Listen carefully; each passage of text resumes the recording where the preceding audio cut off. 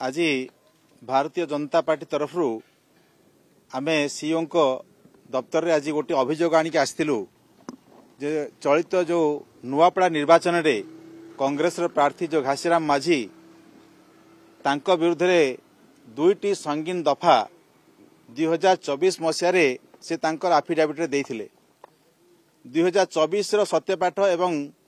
2025 रे जो by election होची जो थरे कि से पुनर्बार प्रार्थी असंती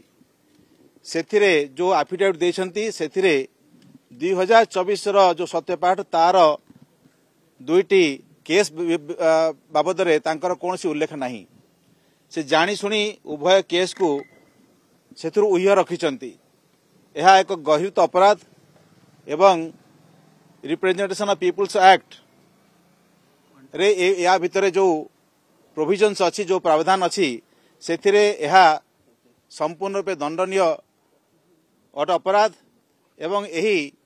अपराध रे निश्चित भाव में से दोषी एवं आमे आज तांका पाखरे आज सीओ को आमे एकथा दाबी रखिलु